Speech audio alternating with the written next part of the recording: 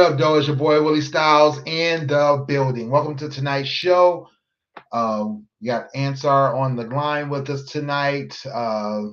Just waiting on him to jump back in. In the meantime, make sure you check out our websites for all of our links and all of our social media sites and replays and everything over at gftradioshow.com. Check us out on social media at GFT_radio on Twitter and Instagram, GFT Radio on Twitch, GFT Radio Network on Facebook, and over at the Join the Conversation group over at facebook.com/group/GFT Join the Conversation. What up, though, Ansar? What it do, bro? You all right? Oh, man, I'm good. How you feeling? I'm feeling pretty good. How about yourself? Good. Yeah, I was just letting the folks know where they can find us at. So without further ado, I want to introduce the brother, the man of the hour. Known him for many decades. Grew up together, and definitely a brother to me. Mr. Ansari Abdul Nasir, otherwise known as Ansar the Answer. What up, though, bro? That was a hell of an introduction. I need you on some of them shows, man. No doubt. How you feeling tonight? I'm feeling pretty good, man. It's been a busy morning. I got a little bit done in the afternoon, but all in all, I'm doing Good. That's what's up. Yeah, but I had a busy one too. I just got back in town. I was out in Philly. Shouts out to Hype. He just did a live show last night out in Philly.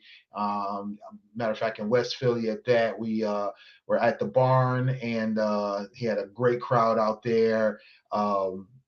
Had some family, some friends, some randoms, but he also had several podcast friends out there who helped us, definitely have a good time, great conversations, that kind of thing. So make sure you guys get out to the next one. This was his third live event, and definitely looking forward to more in the future. Definitely, like I said, had great conversations. So I'm sure we'll be seeing some of those topics pop up in the future on Hype Show. Make sure y'all get at Hype at I Am Hype over on over on Instagram and Twitter, as well as his other social media sites, H2H Cleaning and Custom Hustle. So and with Hype on them package, man. He did a good one up for me, so I'm plugging that for real. Oh, okay, for sure. Yep. So tonight we're gonna be having a great conversation. I'm sure last time you were on, we had an amazing conversation, and you got a chance to let the folks know who you are. And guys, make sure you check out that show. I think that was dropped a couple of years ago. It was I think it was subtitle interview with Ansari. So make sure you guys check that out. And I can't think of the name of the actual show though. It's like from oh man, I gotta look it up. I literally just had it. Like I was just looking at the show. But yeah, we have another conversation we're gonna have here today. This is part of our Healthy You series. This is the concluding night for that. So we're gonna talk about some more topics on being a healthier person, having a healthier goals, and some of the things that we talked about in this series so far have been mental health and mental health checkups and mental health awareness. That was week 1. Week 2, we did emotional support, discussed dumping versus venting, as well as relating versus competing. We also did a physical health and fitness topic on week 3. And then week 4, we talked about sexual health, testing, and well-being. So tonight, we're going to get into anxiety and PTSD. We're going to talk about some experiences that we've had. I'm definitely going to let Ansar kind of lead this discussion. But I know a lot of folks can relate to having anxiety, who can relate to having things happen in their lives, life-affecting events, traumas and things of that nature, and how it either shaped them or how it's currently shaping them, and then what they're doing to kind of combat that or to live with that and be able to still be functional, successful, and focused out here in this world. Ansar, the first thing I wanted to do is have you kind of give us again a quick summary. The big high level, 30,000 foot level of what brought you here to GFT Radio Show a couple of years ago, and then we can jump into why you're here again today. So again, just let the folks know your quick summary of your journey that got you here. I believe that you actually reached out to me or gave me an invitation, and obviously I jumped on the invitation to partake of the show. The first show I was on, we pretty much highlighted me as a returning citizen, just returning back home after doing 20 years of incarceration, um, and then the progress that I had made, the obstacles that I was facing, hurdles that I had.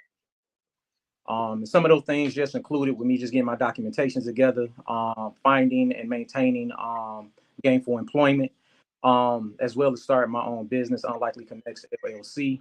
Um, the close lines and the people that was connecting with and networking with, Tez over there at Put Your People On, amongst a slew of artists, Canon, OTPs, Nettie, Egg Roll, my man B over there at Culture Currency, just to name a few, with some of the people that I connected with and started networking with, to get things up off the ground and get my feet.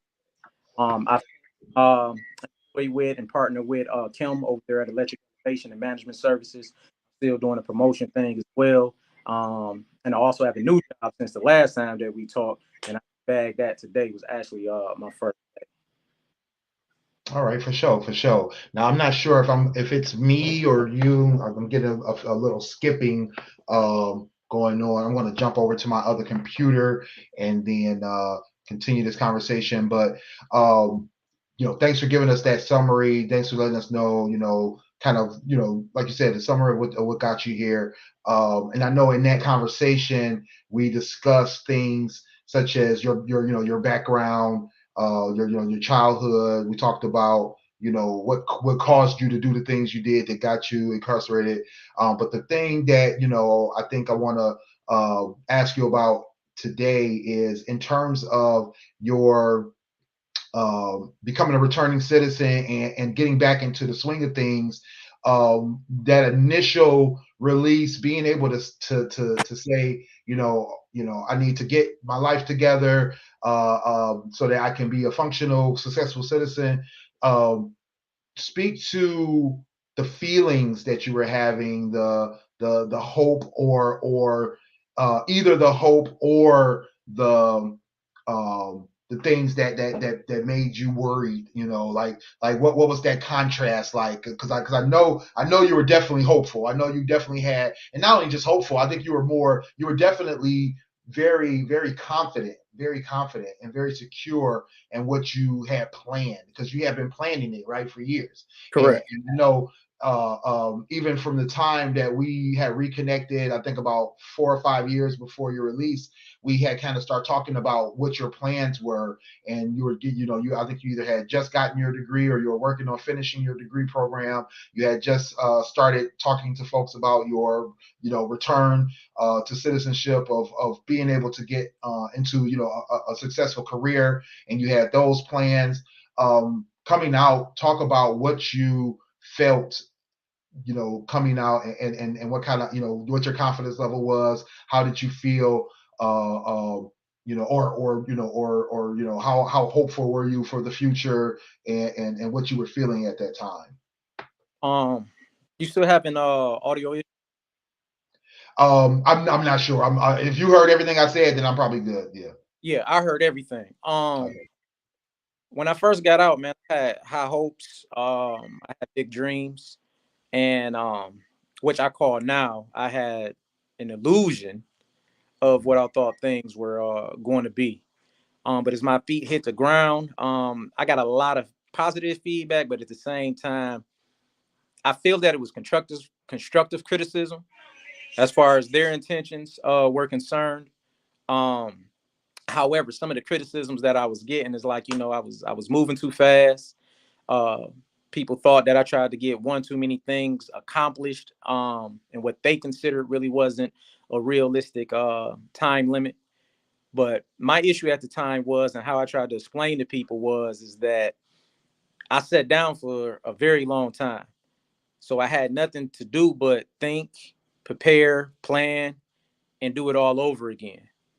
So once I started getting things accomplished, I think my first setback mentally had to be was that this wasn't the way I had it in my mind as far as the support that I would get, how many people would actually be aboard. And I think a lot of us returning to society, we have this dream and illusion at the same time that we're going to be able to be the milestone with bringing families back together, friendships back together. I'm going to start a business. It's going to be a family business. I'm going to do X, Y, and Z. And those things start crumbling down around me really fast, no matter how good I was doing. Um, Friends that I acquired, some I've lost, some I still have, that were helping me build up things along the way. Those things didn't necessarily fall in place how I thought it would. But in retrospect, with self-reflection,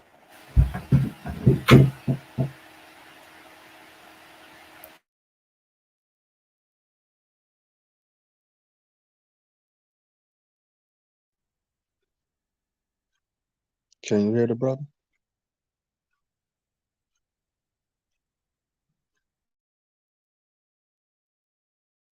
No, I thought it was me. Hey, answer. We can't hear you for some reason. Yeah, we can't hear you. Yeah, it was me. Yeah, it's not muted on our side for you, but it just all of a sudden we just lost the sound.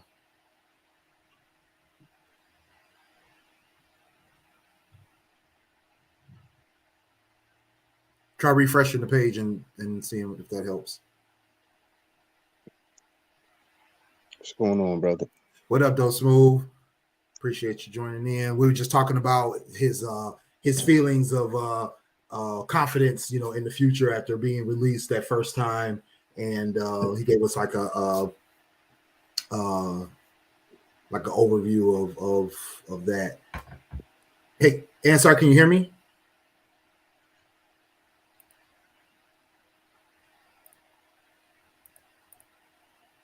Yeah, you might be. Can try to talk now? no, I hear you loud and clear. Okay, perfect. We Yeah. got you now. Where you lose me at? Where was he at, Smooth? Because I was switching He over. was saying how the relationships uh that he thought was going to last crumbled.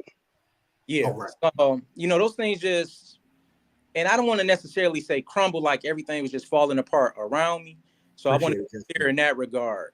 They crumbled in the aspect that it wasn't the idea that I had. Mm-hmm. Like, I thought I would have more support verbally, encouragement wise. That necessarily wasn't the case. And I kind of feel like my own success was really the cause of some of those things too. Because I kind of grew up in a household to where I'm not really gonna praise you on the things you do well, but I damn sure let you know when you're doing something wrong. You know what I mean? And I think I was looking more for way to go. My biggest cheerleader obviously was my mom. But things didn't necessarily fall in line how I wanted them to with my children. But it was a point of contention for me. Yeah, no doubt. No, I feel you there. And I think a lot of us grew up like that, where we had, more of a what did we call it? Tough love, where it was like, yeah. I'll criticize you before I compliment you, that kind of thing. So I definitely feel you on that regard. But then going back to your comment about the your own success kind of being a downfall or turning some of the relationships. How do you feel, or do you think you realized that when it was happening, or did it take time for you to kind of realize that and make those and bring those points together? Like, I think this is what's going on, or I think this is taking a turn because someone doesn't feel that I deserve what I'm getting. I don't necessarily. I feel like family anyway felt like I didn't deserve what I was getting. Probably some outside forces, for some of those things that I couldn't see from the onset, or I was just refusing to look at. Right. As far as family, I had to come to terms with people support you and encourage you in their own way. So it doesn't necessarily have to be what I'm expecting. And that's really what I feel the roadblock that I hit or the wall that I hit, because I was expecting something. So what I really wasn't getting what I was expecting, or the red carpet wasn't rolled out with all the glitz and the glamour in the way that I thought it was going to be, I got in my own head. And trying to communicate with some of those things too is where I ran into a problem at. Once again, I had to self-reflect. I'll start talking to a therapist and things of that sort to acknowledge that my communication skills were off. The communication that I grew up with and learned was penitentiary based. So it's a very aggressive, very direct style of communication. And when I started communicating in this way, some of those roadblocks start coming up again because people really weren't used to my way of communicating. So it made me trying to understand, articulate, why I feel this way. And I just felt like a lot of those things with a lot of individuals I was talking to, it was like a back and forth. And I got in my own head where people just kept saying, and I call you free world people, when the free world people just kept saying, you have to understand this is how I am, how we are, how the situation is. So what I was hearing was, I need to understand you, but you're not taking the time to understand me and everything that I've been through. So I had to change everything, which I know I had to change a lot of things. But I felt like coming into the situation and having so much gap between my loved ones, it got to be some understanding there to what I've been through. And when I tried to talk about some of those things, like they would hear me, they would acknowledge, but I truly don't think deep down it's an understanding, because how can you understand that shit if you ain't never been through it? Right. Let me ask you a question, because you said something that was poignant. I remember last time I was on with you, the thing that stood out the most and that I appreciated the most, and I mentioned then, was your energy. Like you had an energy about you that was like, I'm gonna get it done. It was like a motivating energy. Do you think that energy that you had, either because you said people weren't understanding where you was coming from, or you had an expectation of that you thought would be laid out for you? Did you think that was from the energy you had caused you a roadblock, or did it benefit you? I think both. It definitely benefited me because I was getting stuff accomplished, and I'll continue to get things accomplished. It wasn't in a positive aspect to where I can't speak for other people's intent or how they perceive things, nor do I want to label. But at the same time, I feel that jealousy started to emerge, or unworthiness in some instances. Unworthiness meaning like you doing all this and you getting all this accomplished, but yet you've coming from a certain situation and you did X, Y, and Z. Like some people just don't want you to win. You know what I mean? I try not to feed into that energy, but it's the truth at the end of the day. And not paying attention to some things like I should have, I feel resulted in some relationships being tainted. And my unfortunate situation of going back for 8 months. Yeah, I definitely believe that energy was a gift and a curse at the same time. Yeah, no, that definitely I can see how that could be, and now that you've touched on the return, or going back in terms of the things that you were moving forward and the things that you were doing, like you said, you ended up having to go back, but before we jump into that next part,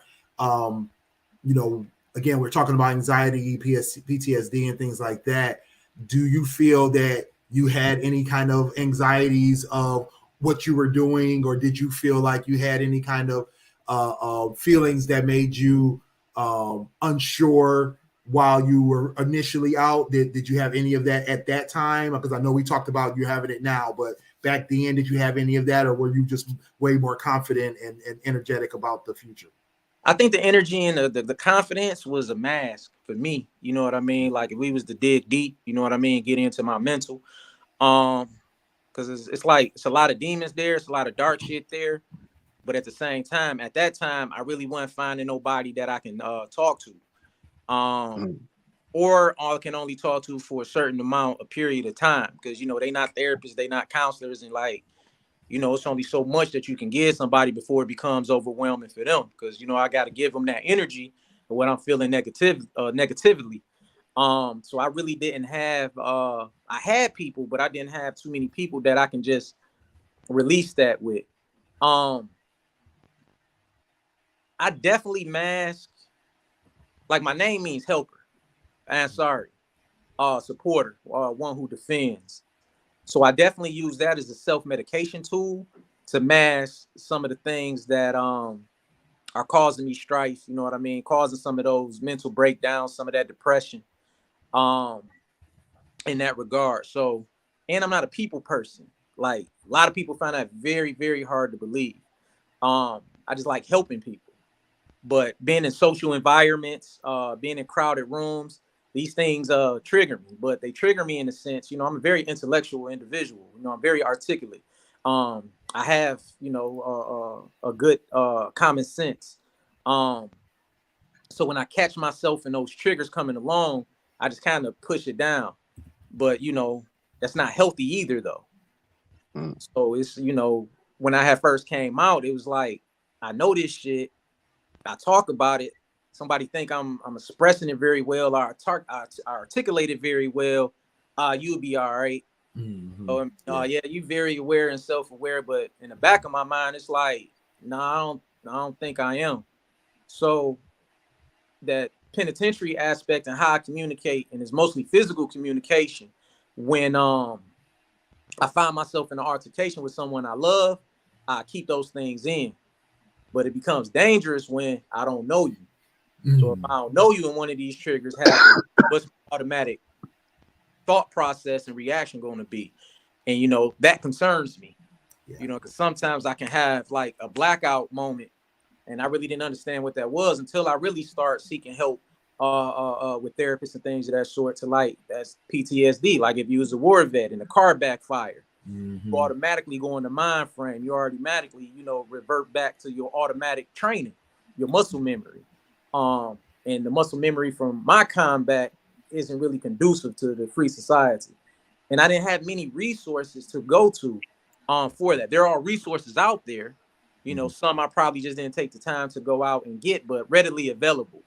You know, it's not really a number that I felt that I could have called to address. And I really didn't start addressing that until I went back because I didn't want the same pattern to continue. Yeah. So, Smooth, did you have any questions before I jump into this next part? No, go ahead. Go ahead. So let's talk about that. So, you had an incident happen, caused you to get your technical, and you went back. And how long was that you were back in? 8 months. 8 months. So, like you said, when you went back, you saw where things were. You saw some places where you needed to grow. Take us through some of those feelings. You started talking about it already in terms of knowing that you needed to stop some certain patterns. Talk to us about that and kind of get us to understand where you felt you needed your growth or where you felt you needed your changes at. I mean, the first question that I asked myself is, how the fuck did I find myself back in here? And before I start playing the blame game, like you can't play the blame game because everything is a cause and effect, right? So I can make a million excuses for X, Y, and Z happen, him and her and whoever, you know, caused me to be back up in here. But if I never involved myself with X, Y, and Z, if I never gave him and her X, Y information or put myself in that position or being at this particular location, I wouldn't be in the location that I find myself in. But at the same time, there's still a lot of resentment. You know, it was still a lot of anger. For my mother to have to relive that you know, that was a ton of bricks that I'm still trying to deal with, and me and my mom are working through that. But the initial return, once I got past all that, the depression started kicking in again, because alhamdulillah, all praise be to God that I only did 8 months. But the reality of the situation is I could have been looking at significant time. You know what I mean? For what? You know, like, so that was my repeated question. How did I find myself in this situation? And it still reverts back to the thought process.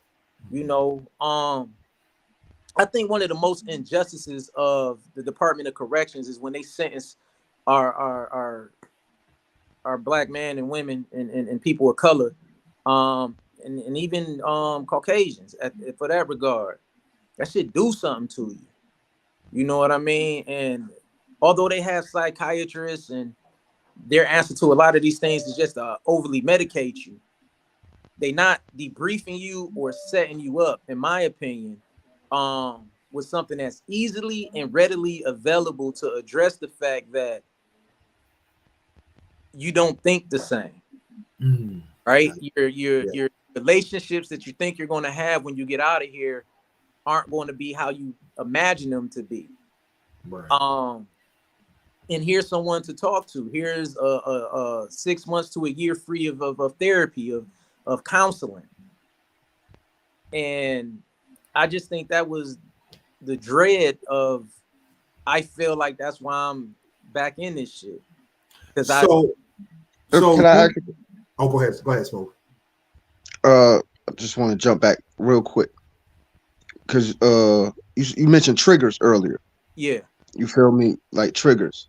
I was reading a book. It's called Habits, and it was talking about how we are basically just our habits. We are what we do, repeatedly do. And you mentioned before, you just said it, like you don't think like the free society, or you know what I mean, you have a different mindset in certain situations. And when you're put in certain situations, those triggers can go off. Have you identified all those triggers, and are you in the process of, I guess, putting up some type of defense or some type of safeguards to protect you from those triggers? And how does that affect you doing what you do? You know what I mean? That energy and that passion you have. I believe I identified quite a few triggers, but some things I don't even realize and trigger until it happens. What I've identified is the physical reaction that I have when I'm triggered. Okay. And then once like that happens in a new situation, that's a trigger. I'm like, okay, clearly that triggers me. Okay. So that's the self-awareness part of it. You know what I mean? The frustrating part of it is it affects me. So now I don't have an answer to how do I get past that. Just because I know that it affects me doesn't do away with it. Okay, I know now it ain't gonna trigger me no more. Like when I went to work today, a fucking alarm went off and I tensed the fuck up. Like really tensed up, like fuck. And I felt like I was in all over. Just a simple the buzzer. And it was the sound of the buzzer, the way the buzzer went off. Working in the workplace, you know, they had security, you know, I'm coming through a gate. And I literally had a flashback, like I felt and seen that I was back in the joint. But I'm at fucking work. You know what I mean? Like I'm out here now. So it ain't necessarily always something detrimental. Like, and detrimental, what I mean, like one thing I got identified, like people raising their voice at me. In the context that they're raising their voice at me. Even if it's just something naturally that you do. So if you just naturally raise your voice and we having a cool conversation, I'm somewhat cool, you know what I mean? But if we watching the basketball game and we going back and forth about the game, now you got your line, I got mine, and the voice raises, I'm starting to get triggered. Because for some reason in my mind, my thought process is this is a confrontation or it's about to be a confrontation. Right. So I recognize that. And as a friend, I'll just be like, all right, bro, that's kind of like making me uneasy. But if I'm not in a situation where I'm got that love and communication with the individual, for me, this is where it can become a little bit shaky. In that regard. So yeah, some triggers, man, I do have identified. Others that I'm still learning about. And I just think that my defense is that I'm learning how not to react instantaneously. You know what I mean? I'm kind of learning, like, all right, I feel it coming. Let me breathe a little bit. Let me assess the situation and why am I feeling this way? And then tell So myself that I'm not in that situation no more. and so to speak to that from a free society perspective, I think not all of us, but I know there's a lot of people who go through that. There's a lot of people who are in a space, in a mind space where they may not immediately react well to what they consider signs of conflict or signs of confrontation, and they may have an outburst, or they may react violently, or they may react in And a way where it's let me more. stop you right there, though, Will. And I agree, right? But while I'm speaking on it from a perspective as a returning citizen, I can't afford that. You know what I No, mean? no. I just wanted to put it in perspective for folks who at home who may not understand from that standpoint, Mm-hmm. but saying that, I think what it is that, we all have to do that same thing that you were talking about. We all should take that breath, take that step back, Correct. and realize that, we have to look at what context are you in, look at what is this situation, and is it really as bad as you think it is it really as confrontational as you think it is that person being malicious? You know what I mean? And like, I mean, I have associates, and I know of people, friends of friends, who can't afford it either, you know what I'm saying? But from a standpoint of, they are in this mind space where every voice raise or body movement that seems to be a confrontational move to them, or a confrontational stance to them, will cause them to react in such a way that's detrimental to their freedom, as well as just maybe detrimental to a relationship, to a friendship, a family relationship, things like that. But I think that the tip you just gave is essential for everyone. Is that you do have to consider the source. That's all I'm trying to say. Consider the source. And for me personally, I could add my own personal talk about PTSD triggers or what have you. Like my dad, and we was talking about how the households, how we was raised, and I mentioned it on here before, Willie. Like my dad was the type with me, like he can get real vicious with his words. I'm talking about, like, vicious. You feel me? Call me all types of names, yell, like, so with me, and it's sort of like how Ansari said, when somebody is a certain tone that you got to talk to me in, that we can't go above before I'm triggered. But sometimes, like you was mentioning, Willie, it's the context. Because sometimes I got myself in trouble not understanding the context, and just that somebody went above a certain tone with me. And my first thought out my mind, hold on, bro. You're not my dad. You feel me? So this can go either way you want it to go. But I noticed that was a trigger for me. And one of my safeguards from that is like you said, taking a deep breath, but also understanding, like, what I mean, it could just be my insecurity. Right. And sometimes that's what we fail to recognize or to acknowledge, is sometimes our own insecurities can lead us to believe in certain things are worse than what they actually are. Yeah. I'm sorry. Go ahead. Ansar, I think you wanted to say something else about the triggers. I'm sorry. Yeah, I mean, I agree with everything that he said too. But the thing that it's for black man in my position, or just returning citizens, period. I feel like it's an added stress, is because what I had meant by, like, I can't afford that, is the stress of having that stigma. the stress of being on probation and parole, and you know what I mean. So it's like you're damn near forced to bottle everything up, which can kind of make shit a little bit worse because you're not really addressing it. Like I can't afford any slip up. You know what I mean? Like you can flip out in traffic, flick a motherfucker off, tell them how you feel. I do that. They call the police. I'm through. You know what I mean? Right. So it's like there's just no room for error. So it's just like you just put in the box, and this shit adds to the stress level that you don't really want to find yourself in.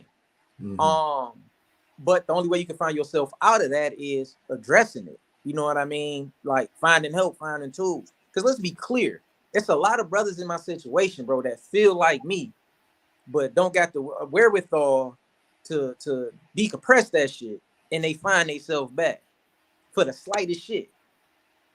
So I wanted to touch on that real quick. Now you talked about the fact that you know returning citizens have either a lack of access or a lack of knowledge of access to resources. When it comes to making use of those resources, you know, was it just your return that kind of prompted you to say, you know what, I need to figure this out, where I need to get my assistance from, or did they even take that extra step at that point to say, okay, how do we keep you from going back in? Did they even consider that? My apologies. Say that one more time for me. So going back to your comment about, you know, the lack of resources or the lack of knowledge of resources, who prompted? Was it you prompting yourself, or was it someone in the system saying, hey, let's figure out a way of keeping you out of this situation again, and offering you these resources? Like, you know, how did that go in terms of getting access to the resources? For me, it was really just prompting myself. Once I returned, I knew that those resources were available. Okay. But the only issue I had with it, because inside it's a stigma when you're going to see the site. Yeah, it's a stigma when you're going to see the psychiatrist. Okay. So, you know, I mean, once I kind of like got over that hurdle of like the stigma of that shit, it's like I had to tell, like, I need help. You know what I mean? So I asked for help. And fortunately for me, the psych, she answered that call. And like the penitentiary, first thing they try to do, man, is dope you up. You know what I mean? Can you sleep? Yeah, like I'm good. You know what I mean? Are you depressed? Yeah, I can use some like I'm straight. So once you check that list off, like I ain't trying to like be doped up. I'm not trying to like get no tranquilizers. Like, no, I'm trying to address this shit so I can understand it. So you know, I put forth the effort to say, hey, I need to talk to somebody. This is why I need to talk to somebody. What resources can you offer me? Right. So going back again, in terms of the fact that you are basically managing your own, you know, methods and ways of getting yourself the help you need. When we talk about triggers, are you addressing each of those new triggers with your therapist, or are you trying to figure out ways of doing of safeguarding or dealing with those first? Like, talk to us about like what's your approach to your therapy and your seeking of help in those situations. First and foremost, I ain't necessarily giving this advice to nobody, but you know, I try to do it on my own. Therapist and no therapist, like nobody knows me like me, and just being real with myself. And depending upon the severity of it, like, all right, I can't figure this shit out on my own. I need to go talk. And that's just pretty much just how I go about it, you know. Like the thing a day to work. Me and my therapist probably gonna be talking about that. Like, you know what I mean? This is the way I felt. I don't want to feel this way every time I go to work and this damn buzzer, you know what I mean, go off. So what I'm gonna have to do is, I don't know what, download the buzzer. So I'm listening to the shit in my sleep, you know what I mean? Like facing your fear type shit. So every time I hear this, it's not putting me in the a state of mind. But also, I mean, just black men in general. I just feel like a lot of us suffer from things, man, and we just too fucking macho and just caught up in our own self and feel like it's a point of weakness to seek out help, you know, because I ain't the only motherfucker that's traumatized as I've been to the joint. You know, growing up in our neighborhood, that shit traumatizing. You know what I mean? And the things that we see on a constant basis, what's going on in our neighborhoods and our societies and shit. And motherfuckers ain't really talking about that shit. So that's really the point that I wanted to drive home is that it's all right to seek out help. You know what I mean? It's not weak. It's not taboo. It shouldn't be a stigma associated with it. I'm not crazy. You know, it's no. I want to think, act, and feel like someone's that's rational. Not saying that I won't have any problems. I ain't looking for no fairy tale and that shit. Is that yes, I'm dealing with things, but I'm also addressing those things and trying to figure out how I can manage and maintain so it doesn't handicap me or have me in a situation I'm not prepared for and I react in a certain way and your whole life then got derailed. So that's being a returning citizen and no returning citizen. Because before I was a returning citizen, I was a citizen because of a fucking reaction and the automatic thought process and not thinking shit through. So it's like now I need to think shit through. Not only do I need to think it through, I need to know why this is a thought process or a feeling or emotion to begin with. Okay. Yeah. And I mean, I personally, I mean, like I said, we can't answer for everyone. We can't give everyone the magic answer for this. But I definitely agree that sometimes, you know, when you face these kinds of things, you want to self-assess first and understand what you're going through, where you're coming from. Because I think sometimes it'll help in terms of knowing how to ask for help or knowing, you know, where you need the adjustment. Or if you can't think of a way to ask for it, then you know, okay, I just need to explain to them what happened so then they can probably help me walk through the questions I need to ask myself. And I think that was one of my biggest issues, not knowing how to ask for help or not knowing how to ask for help and not knowing what to ask for help for. You understand? You know, Sonny on here. What's up, Sonny? Sonny know one of my favorite things I always say the mirror. The mirror is it's the scariest place because that's when, you know what I mean, you can't hide from yourself. You know what I mean? When you really honest and you staring, you can't hide from you are who you are. You know the truth about yourself. So like I was always honest with myself, but asking for help, you know, was always, you know, one of my biggest issues. And I know in our community, that's one of our biggest issues with Black men is asking for help and then figuring out what we need help with. You know, I think that's the even bigger question. Like, what do we need help with? You know, where do I start? You know, so For I sure. definitely do. Have you faced that issue, Ansar, in terms of knowing? I mean, I know you just kind of talked about it a little bit, but you know, had you ever faced that where you're like, I don't even know where to begin. I just know that this is a problem. Yeah, like shit, a lot. But and I know like we summon things up with these answers and shit, but like sometimes I don't really know where to start. So my default button is going down to the water. You know what I mean? Like when I'm feeling like any that shit there 24 hours a day. So I hop in the car, I go down to the water. I preferably like it late, you know, because it ain't that many people down there. And that's just kind of my peace moment for two reasons. One, when I was inside, that was a recurring vision and dream for me. When I get home, I'm going down to that water, sunset, deep breathe, deep breathe deep, and just enjoy the breath of freedom and not the stench of where I done been, man. Because that unscented male smell is something else. So it's like that's where I find myself at to begin the thought process. All right, where I need to start at with this, if it doesn't leave me in that moment. But unfortunately, more often than not, the conversation with self has to continue to like, I need to start somewhere. And once again, why I'm on here talking about the fact that I suck out help through therapy. Um, First of all, it's an unbiased person sitting on the other end on me. At first, I always felt like it's got somebody got to that know me. But you know, when you know me, like shit, that's a trust factor because I'm giving you a lot.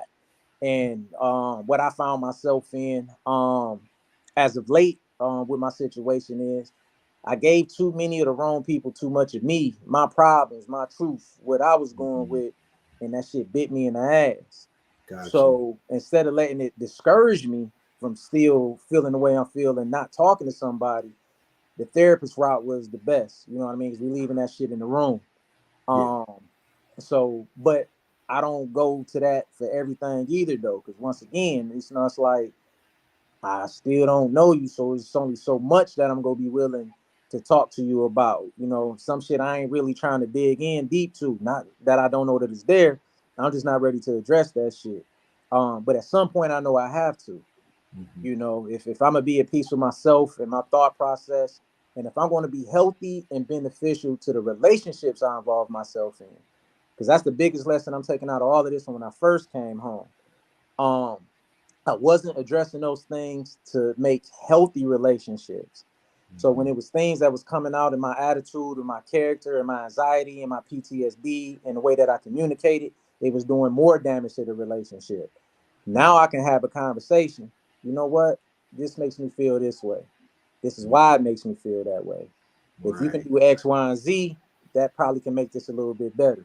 Tell me what I can do, what I'm doing.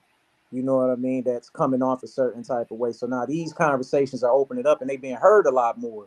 And those relationships and communication barriers aren't really an issue this time around. Gotcha. Got you. Did you have any questions, Sonny, before I go to the next thing? No, I don't have any questions. You want me to answer the question, or you asking me, do I have one? No, just ask if you had one for answer. Oh no. Okay. So going well, one thing I want to say is you made some great points about leaving those issues in the room, right? And I think some people have to understand how important or how manageable that makes life when um oh, actually we do have a question from Justin, and I'll get to this question in 1 second. But yeah, how important that makes managing your life choices or managing the issues that you're facing in life.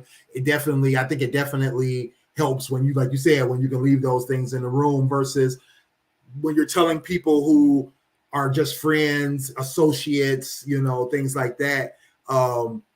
Because, I mean, let's be honest, sometimes people can use those things against you, either indirectly or directly, right? But also, the point you made about the trust level and building that trust with either with your therapist or with somebody else that's just giving you that type of assistance and understanding what you're doing, being able to grow in that, I think is important. And I'm glad you said you recognize that you will have to grow that trust level so that you can get there. Because I think some people think that they have to go in, that if they go to a therapist, they have to go in all in, and then that scares them away, right? And I think that you made a great point that it doesn't have to be all in day one. You don't, you're going to get benefit as you open up, but you're going to get benefit regardless if you go all in day one or not. But you do have to recognize that you do have to grow that relationship so that you can, or to grow that trust level so that you can get the maximum benefit, right? But not, don't get shied away or don't get scared away because you feel like you got to tell somebody everything and anything on day one. So good points. Justin asked, when do you realize it's a problem? And I believe based on the time stamp that this was going back to this is going back a little bit to the triggers, but also, and then you might have actually already spoke to it, to this question, but in terms of, I'm trying to remember at 10:44. So this would have been talking about just the things that you're going to the therapist about and realizing like, okay, I need to self-regulate, or I need to go to a therapist, or, do both, whatever it is. What's the biggest things that, or the biggest signs maybe that are telling you that, this is something I do need to work on, or I need to, Justin is actually a good friend of mine, so I normally realize it's a problem when that motherfucker hit me in the side and tell me, bro, it's a problem. You need to address that. But no, in all seriousness, it's different from everybody else. Like to realize for yourself when something is a problem. Those things may be very obvious, and then it may not be so obvious. You know, it can be anxiety and not being able to sleep because you're constantly thinking about a situation or a scenario or something that happened that just pissed you off so much. It can be in the nervous tick. I don't know. Like, I know it's a problem with my mom when she get to cleaning up. You know what I mean? Like when she get to cleaning the house, like from upstairs to the basement, like, yeah, all right, something wrong. It's a problem here. Something is bothering her. But like I said earlier, for me, I realize things are a problem because I physically have a feeling, like I can feel it, and you know I'm putting too much on to it, and I ask myself, man, why the fuck am I feeling this way about this shit? Or why is that bothering me so much? Or why can I not like stop focusing on this individual situation over here? So for me, that's when I realize it. Because I'm not really one to be lingering unless it's business. You know what I mean? If it's about to go get some, you know, if I'm taking care of business and I got to get X, Y, and Z accomplished, I'm constantly focused on that. That's that drive you were speaking about earlier, where I engage in that. But when I find that same energy and it's not business related, goal related, success related, and I know it's like, why the fuck am I thinking about it? This ain't got no benefit in me at all. That's when I realize that that particular thing is a problem. Good. Yeah, no, I feel you. I feel you. We got a few other commenters in. Lovely Dr. Kiek say hi to Ansar. Appreciate AOJ Will for the applause and for agreeing with some of the comments. Jamie, as always, appreciate you for joining and clicking in. Dame was in earlier. Cannon was in earlier as well. Appreciated you all for watching. Make sure y'all like, share, subscribe. I actually want to, you know, to answer our point, I want to ask the rest of the group, you know, what do you actually, I don't know how to switch questions. Oh, no, it was a comment. Sorry. I want to ask, what are some of the things that trigger you to understand, or what signs tell you that some of your triggers are a problem, or maybe a new trigger that you're having? Let's go to Smooth. Oh, I'm sort of like similar to Ansar. Like I physically can feel it, you know. Like my and like he mentioned earlier, sometimes you don't know it's a trigger until you trigger, and like I can feel it. You know, I might tense up. You know, that may let me know like something is triggering me.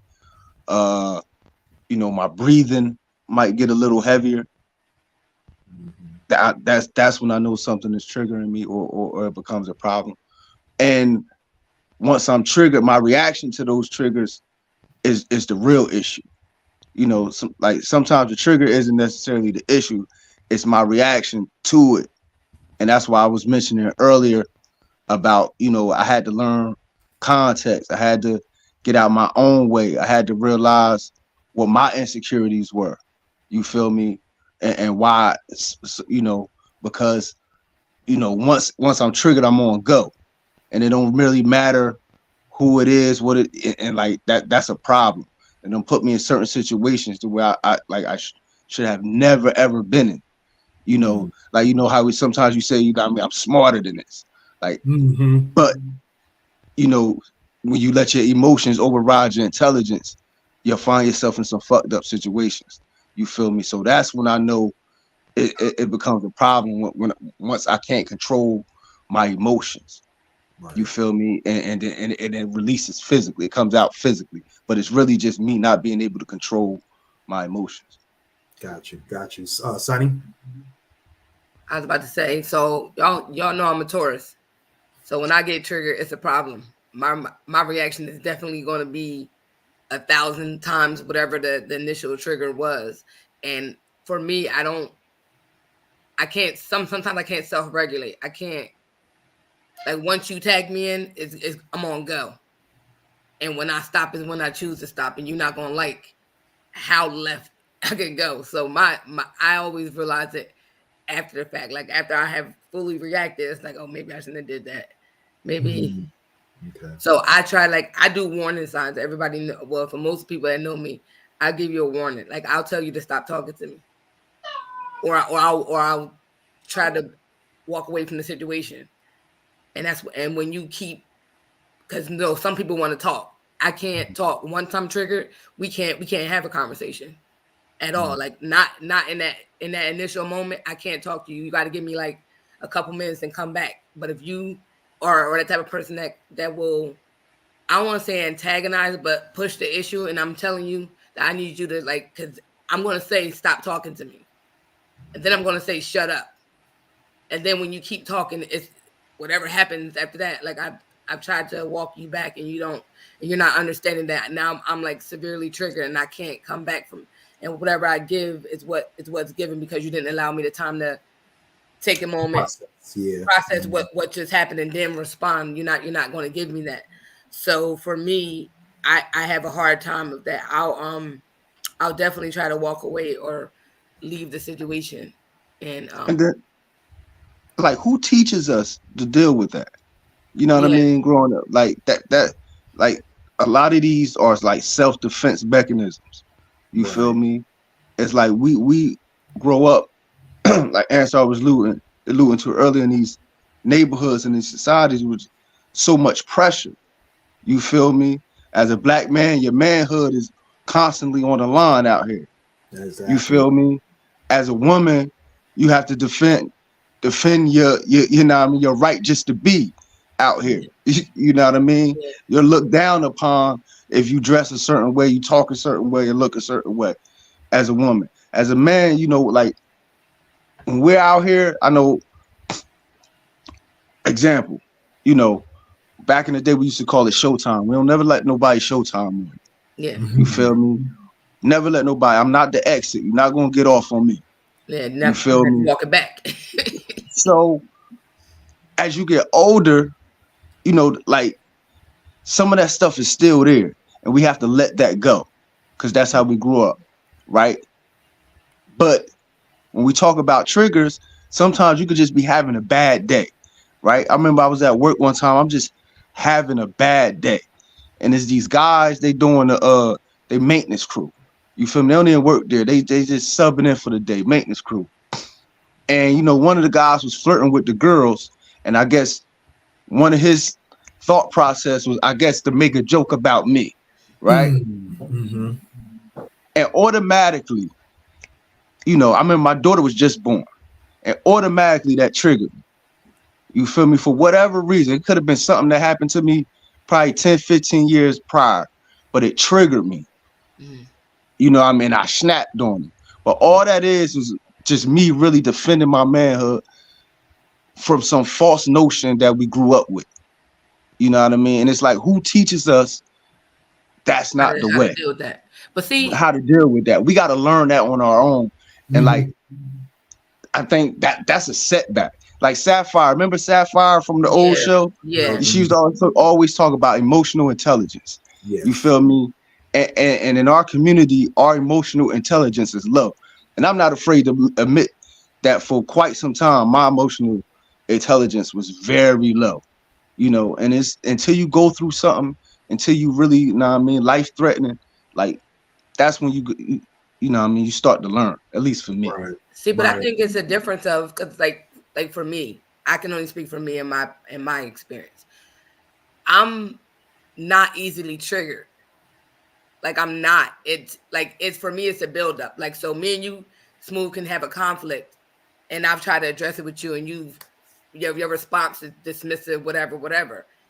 And then you'll keep doing, like, you understand what my trigger is, and you're gonna keep doing it. So I'm not initially responding to the multiple times you have actually triggered me. It's gonna be that one time you probably said something that, like you say, is minute. And now whatever I'm about to give back to you is everything that I've been feeling since 2 weeks ago when you said what you said. I'm there with it. And that's why I said, for me, or it could be a month from that point. It doesn't have to be 2 weeks. So for me, I'm not easily triggered, and I understand that some people that are very close to me know what my triggers are. So I can choose how I respond. I can catch myself before I respond. But after multiple times that you have triggered me and I finally snap, you can't, like, and that's what I'm trying to learn. And in therapy, the lady's telling me that I need to be more vocal. Right. And explain to this person, listen, when you do this, this is why, because I had a problem with somebody, like I said, that started an issue with me, and I tried to de-escalate it, but they were hell-bent on, and they had triggered me to the point where my response was going to be physical. So I said, like, no, we're not about to do this, walk away. And they were gung-ho about approaching me, and I'm like, no. And then they said that because I couldn't communicate, I was being childish. Now you done let off my gun. And now I'm fully loaded and I'm coming straight for you. Right. Because it's not that. I'm trying to communicate with you. Now is not the time. You're not getting it. So I had to communicate better. So I'm learning to communicate and say, hey, what you did is triggering me, and I need to take a minute to gather myself because I don't want to respond negatively. And that's what I've been learning with people, is not to necessarily go full bull, but catch myself in mid pace, like coming towards you, like let me chill. Right. It ain't gonna end good. so before I give my answer, I wanted to quickly read this comment from Dr. Keys. Says, I'm glad these things are being discussed in the Black community. Thanks for bringing your experience to the forefront. Our mental health is important and should never be ignored. And Justin just posted another question, and I'm going to get to that question, Justin. But for me, it's a little bit of a combination of all three of what you all said. To Smooth's point, I'm the kind of person too that where it's an emotional thing where if I know my emotions are high, or that I feel to what Ansar was saying earlier, like I feel threatened or I feel confrontational without considering the context, then I know that I've been triggered. But to Sonny's point, I also feel like it's one, it rarely happens because I generally don't care what people are saying or thinking. I take things very lightly. It can sound malicious to certain people, or it can sound threatening to certain people, or it can sound like a confrontation. But for me, I take it as a joke, or I take it as sarcasm, or I take it as just a light comment. And so I don't generally get triggered by certain comments or conversations and things like that. Different situations I've been in that I felt, did trigger me. I did the same thing like Sonny, like I would initially kind of like get escalated immediately. And then I have to go back later and kind of rethink, like, what did I do wrong, or not even just say wrong. Let's say, what did I do that was out of character for myself? Yeah. Right. And try to evaluate what can I do better the next time, right? And the good thing is, because it's so rare, I don't have to do that often. But the one thing I did start to realize later on, and this is kind of a comment to Sonny's last point, is that I think we also have to recognize that we're not all at the same place in our communication, in our in how we self-regulate, and how we deal with conflict. Our conflict resolution skills are all different. Some of us can hold our tongue. Some of us can take that step back, hold that breath, and whatever it takes to say the right thing. And no matter how much they think they're more mature than you, because they'll tell you you're not being mature. They'll tell you that you taking a step back is not the right thing to do. That's because they're in a different place in either their healing or their lack thereof, right?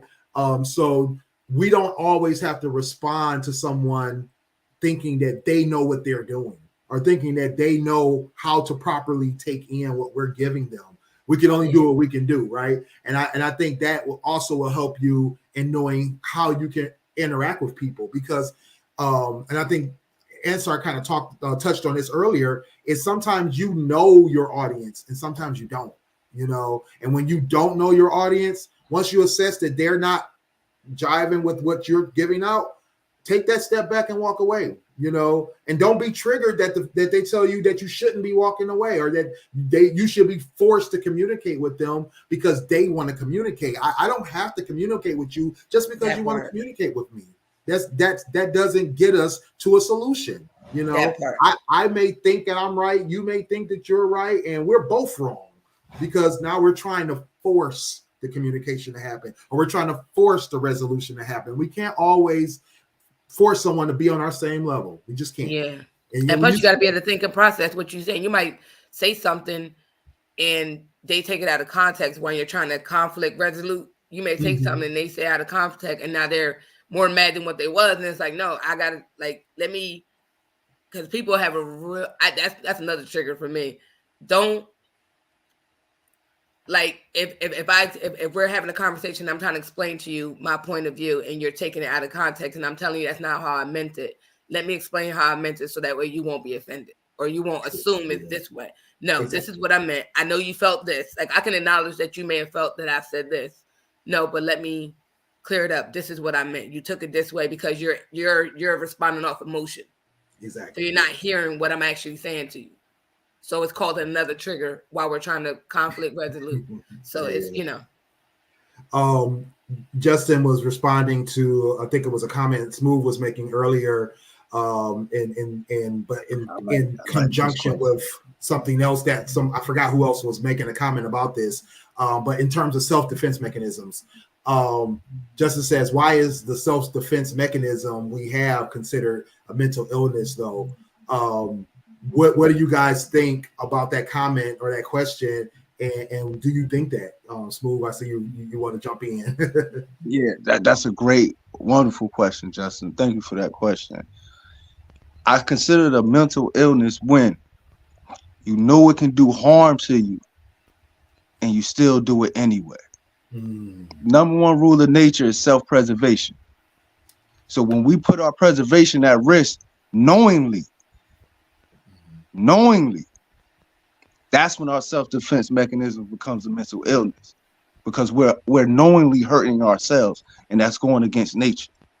That's going against who we are. You understand? We shouldn't be trying to harm ourselves. You know, we thinking we lashing out at somebody else, but we really just hurting ourselves. You know, putting ourselves in fucked up situations and fucked up predicaments because, you know, like I said, our manhood is in question. You know what I mean? We ready to die over our manhood, over somebody who you talking to. Yeah. You know what I mean? Right. We're ready to die over that. Who you talk. So when it gets to that point, that's when I believe it's a mental illness. Answer. I agree. Shit, I suffer from that damn mental illness. I think we all do at times. But it's definitely my cousin in the background says she is. Right. I think we are right. But once again, to that point is the automatic thought process. You know what I mean? Especially in our communities. Like you said, man, like my manhood at all times is challenged. You know what I mean? Your womanhood at all times is challenged. The respect factor is challenged. And I think there's an extra need for us to be aware of it, because the aggressive black man syndrome. When I get aggressive and I defend myself and I'm angry and I'm about to stand up for myself, for everybody else in society, oh shit, it's a problem. They're mad.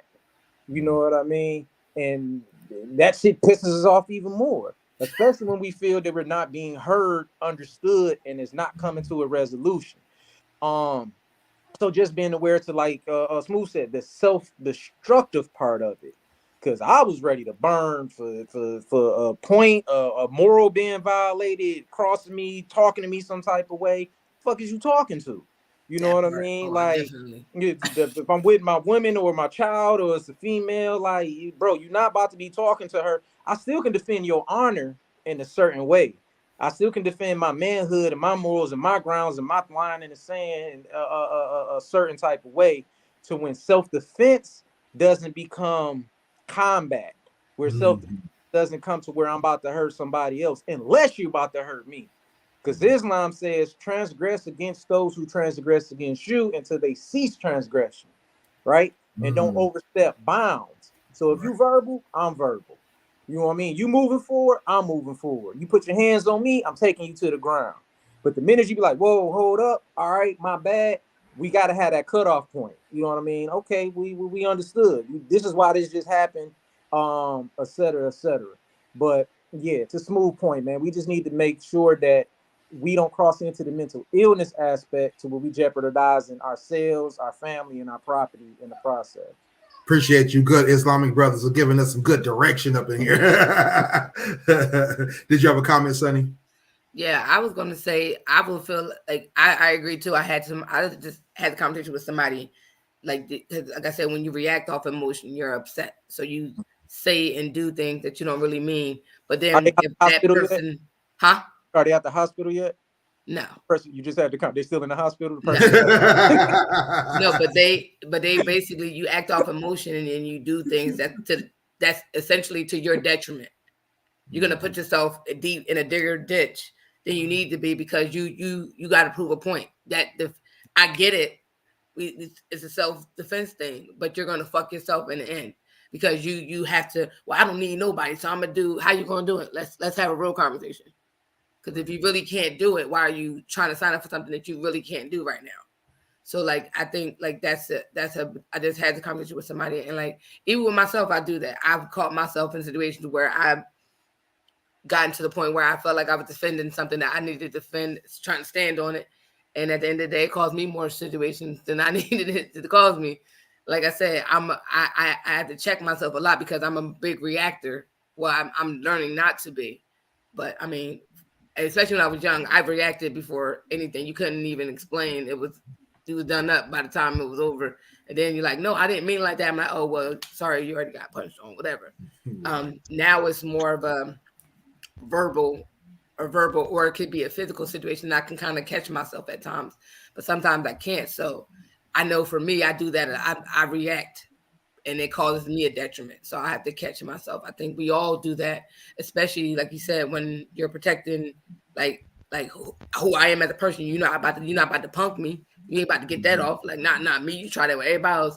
It ain't happening with me. And then next you know you locked up and you got to figure out how to bail out and you doing all this goofy shit because now your life is in shambles. And you got more problems now because you done sat there and sent somebody to the hospital. So you got to catch yourself at times. And therapy is a big thing. And I promote if you're gonna go to therapy and be real about it. Don't be in there talking about stuff that don't matter. Like get to the meat and potatoes. Like you can get there eventually to talk more or expose yourself more and get to the root of your problems. But I know a lot of people that go to therapy just to go. You wasting money. You ain't getting no help. You just going to say I'm going to therapy. No, go and actually get help. Right. Last question I had. Unless anybody else has a question before I ask this last question. Okay. So one thing that stood out for me earlier, Ansar, that you mentioned was empathy.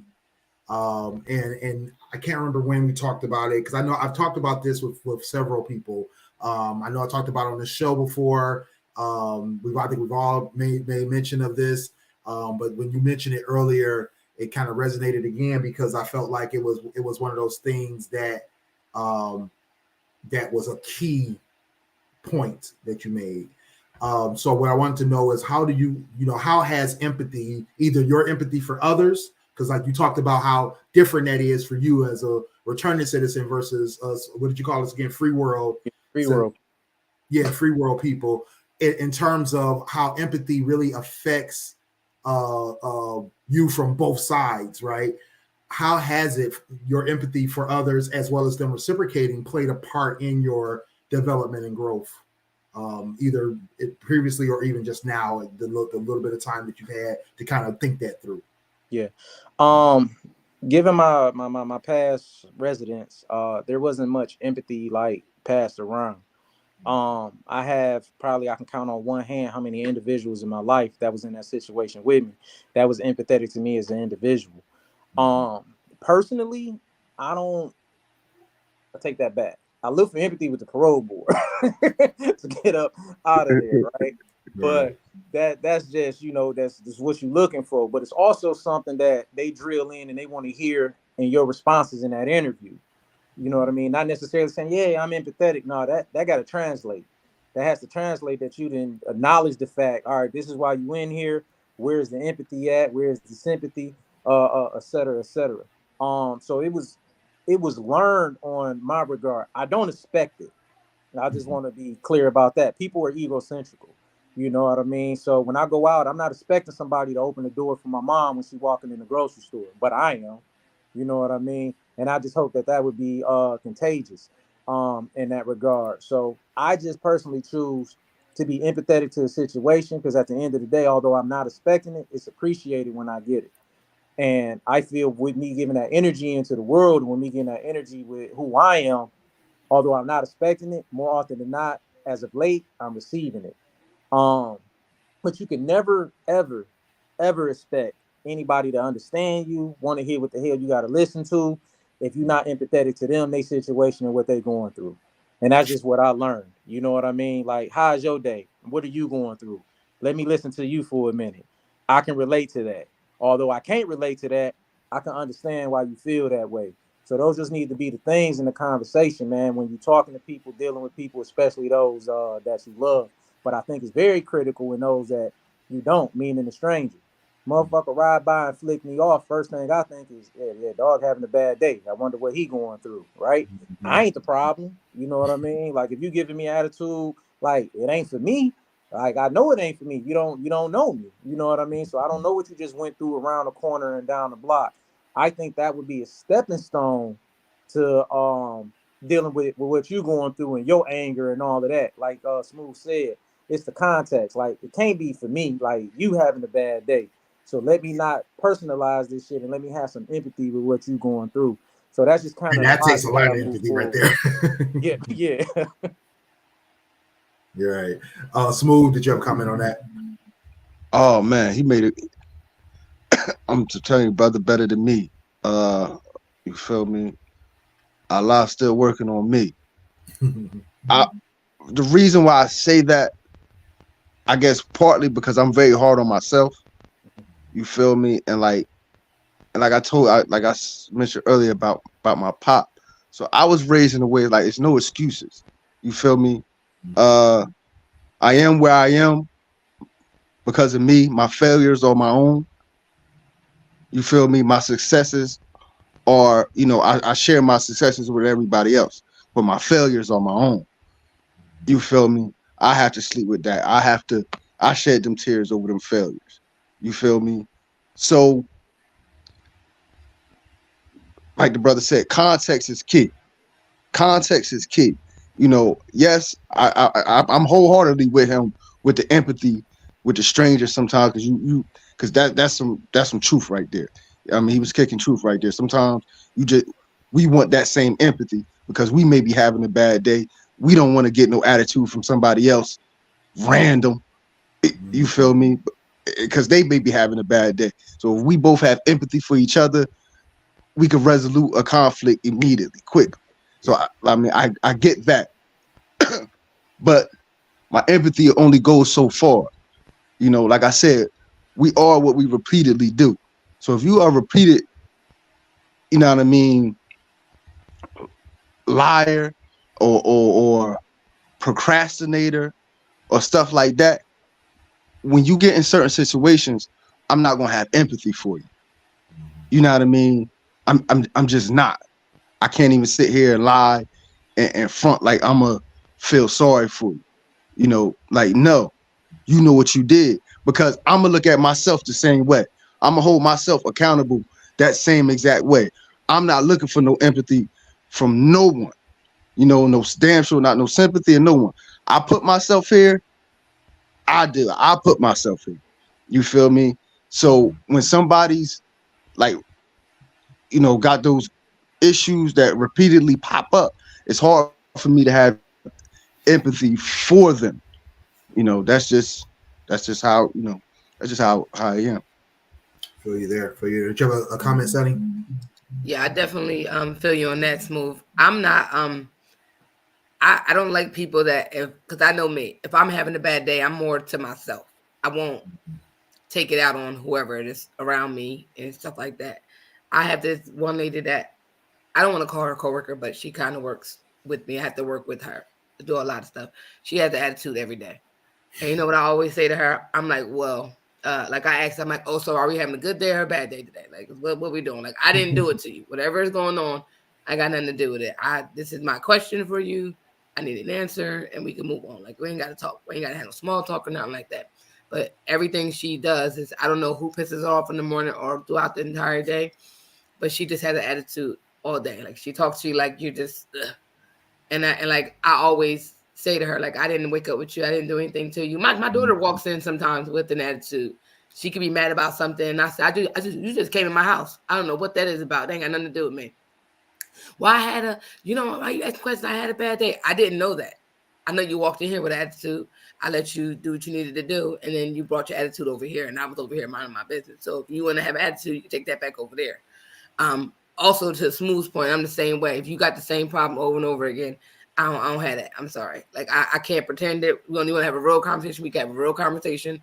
I'll tell you, like, I get that you feel the way you feel, but here's why you're doing it. You're the problem. And here's where the problem lies. And until you're ready to fix it, you're going to keep having that same problem.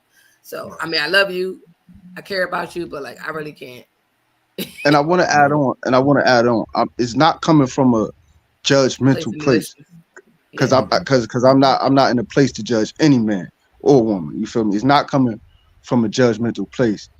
It's just coming from a place that's like, at some point, we got to stop making excuses. You feel me? And like Sonny said, I'm like this with my daughter. You feel me? I'm like this with my daughter. Y'all know how I love my daughter. Y'all know what I do for my daughter. The lengths I go for her. You feel me? But I'm not going to put up with the bullshit. You feel me? Like, if I tell you something, right, for your good, and you go do the opposite, and you get the opposite of what you wanted, you feel me? Listen, I told you what it was. Don't come crying to me. You feel me? Especially if you go back and do that shit again. You understand? You go back and do that shit, don't even come talk to me no more. Don't even come talk to me. I do that with my sister, with one of my sisters before. Issue with somebody, issue with her, listen, if you keep going back, that's on you. Right. It's not that, you know what I mean? I don't have empathy at that point. If we're just talking about, and it's not judging, it's not being mean or malicious. It's just like, I got my own life and my own problems. You feel me? At some point, I got to deal with them. No doubt. I can't make your problems my problems all the time. It's the same problem. Can't. Yeah, for sure. Well, definitely had a great conversation there, guys. Appreciate everybody's comments. Appreciate all the commenters as well. Justin, the lovely Dr. KX, and AOJ Will, Dame, Jamie, Cannon. Appreciate you all. Definitely want to shout out to Ansar. Thank you again for joining us on here, giving us your perspective, and giving us a lot of great gems. A lot of great things to think about and ways to kind of continue to improve ourselves and look at ways to help others as well. I didn't answer the last question just because you guys said it all. You did. I agree 100%. I'm on the same page of I have empathy for others. I've talked about this so many times in the past. I have empathy for others because I think that helps me relate to people, but I don't expect empathy back because I just know, to Ansar's point, people are egotistical, or to Smooth's point, people are just going to be in their own thing, in their own space, in their own headspace, and they may be angry, they may be having a bad day, like Sonny said, they may not even recognize that they haven't even acknowledged you or acknowledged to you that they've had a bad day. And you just got to deal with that and just be empathetic that that's what they're going through before you overreact and take it too far. So, because two high heads is not going to cool the room. All right. Yeah, make sure you guys like, share, subscribe. We have great shows all throughout the week. So make sure you hit that notification bell so you can be alerted to when we have our shows. We have shows all week long. Plenty of content here at the GFT Radio Network. Mondays at 10 p.m. we have the GFT Radio Show.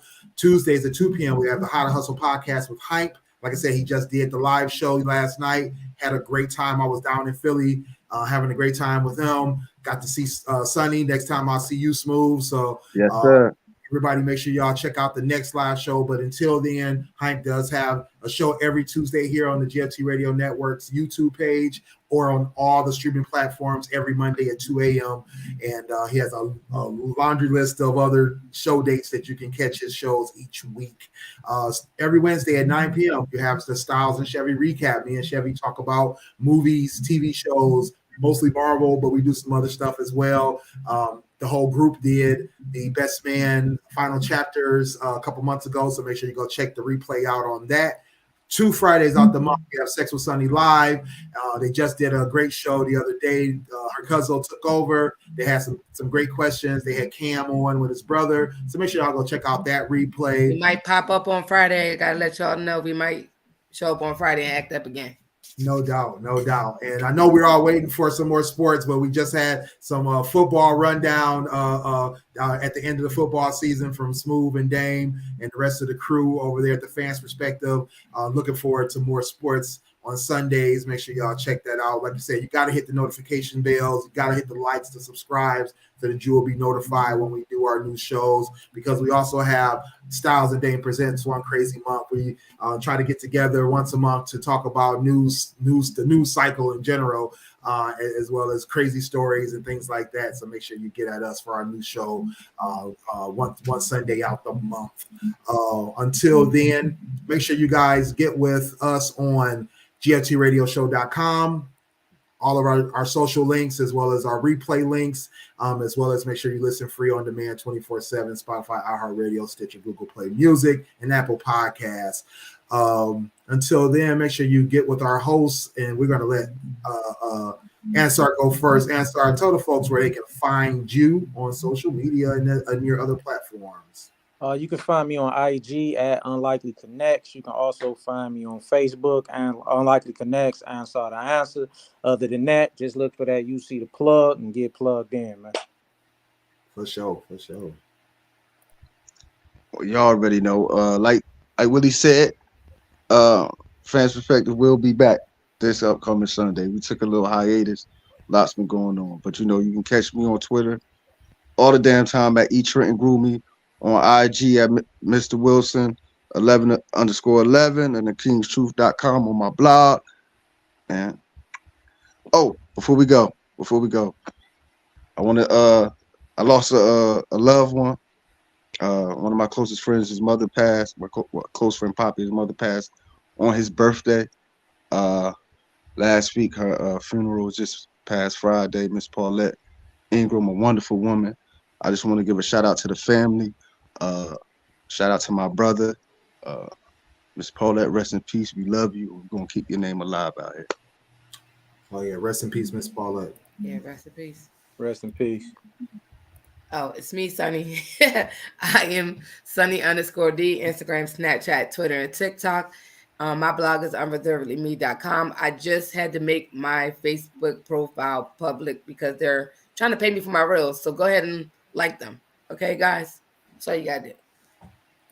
For sure, for sure. And it's your boy, Willie Styles, in the building. Get at me everywhere at Willie Styles on IG and Twitter. I'm Willie.Styles. On Snapchat and TikTok, and get over at stylesradio.com for all the hot tracks. I actually just started using Spotify's new AI. I'm not a big fan of AI, so don't get me wrong, but they got this new AI thing that's similar to like Pandora. If you're familiar with how Pandora works, where they kind of look at all your stuff that you like. So I'm about to have some new hot tracks for y'all to listen to. So get over at stylesradio.com to see all the tracks that I post there. WillieStyles.info for all my links. Appreciate you all again. Thanks for watching. And we are out. Yo, it's your boy Dame here. Hey guys, it's your girl Sunny D. Yo, it's your boy Smooth from the GFT Radio Network. What up, though? It's your boy Willie Styles in the building. Join us Mondays at 10 p.m. live on Twitch, YouTube, and our Facebook. And if you miss us, don't worry. You can catch it on our website, GFTradioshow.com. And if you feel like talking to us every day, join our Facebook group. At Join the Conversation, the group where you can discuss all kinds of topics. Catch me also, Fans Perspective, Dope Sports Show. Holla at your boy. You can cop some merchandise over at our store, teespring.com/stores/GFT Radio. You can get t-shirts, sweatshirts, masks, and even more. Next time on GFT Radio, what are we talking about? Join the conversation to find out. Make sure you get at us on GFTradioshow.com for all of our audio and video